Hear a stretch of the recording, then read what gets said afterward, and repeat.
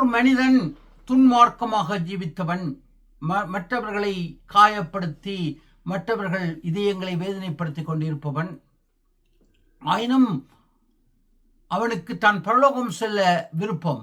ஒரு போதரிடம் சென்று நான் பரலோகம் செல்ல வேண்டும் என்று கேட்கின்றான். அவரும் இன்னும் 5 நாட்களில் உன் வீட்டில் மரணம் வந்துவிடும் என்று கூறுகின்றார்.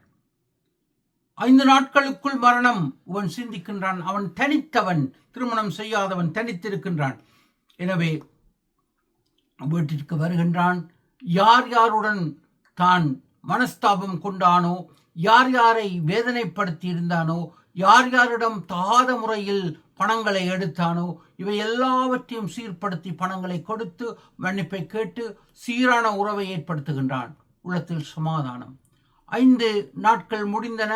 6ஆம் 7ஆம் நாள் வருகின்றன. அவன் மரிக்கவில்லை. போதரிடம் சென்று என்னையா நான் மரிக்கவில்லை என்ற பொழுது அவர் கூறினார், நீ இப்பொழுது மரித்து விட்டாய். உனக்குள் இருந்த நான் என்ற அகம்பாவம், நான் என்ற துன்மார்க்க செயல்கள் மரித்து விட்டன. இப்பொழுது கிறிஸ்து உனக்குள் வாழ்கின்றார். நீ புதிய மனிதன். அவன் அன்று முதல் ஆண்டவருக்குள் புதிய சிருஷ்டியாய் வாழ்ந்தான்.